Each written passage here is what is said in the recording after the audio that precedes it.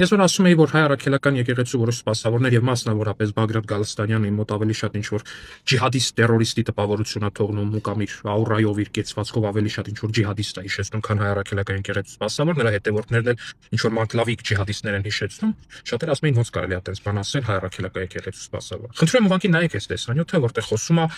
Բագրատ Գալստանյանի ինչ որ մի հետևորդ, ինչ որ մի չէ, հայտնի դերասան, կներեք, բանաստեղծուհի, արվեստագետ, ինտելիգենտ, տեսեք ինչ ասում։ Աբրատ Սրբազանը, Միքայել Սրբազանը ամենաայն մարդիկ են, որոնք մեր երկրի համար ամենավճռական պահին դուրս եկան եւ փորձեցին իրավիճակը փոխել, փորձեցին փրկել, ամեն մեկը իր միջոցներով։ Անկամ ահաբեկչության միջոցով դա էլ ընդունել։ Բոլոր միջոցներով։ Բոլոր մարդկանց սպանելով։ Այո,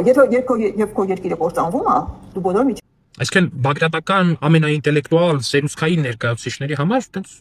ահաբեկչությունը, մարդասպանությունը օքեյ է։ Ամեն ինչ օքեյ է։ Ես մենակ չեմ հասկանում, թե այս մարդիկ ինչ կապ ունեն հայ առաքելական եկեղեցու հետ ու ինչի ժամանակին առիթը բաց են թողել ու չեն անդամագրվել Ալ-Քաիդային կամ ասենք իսլամական պետության։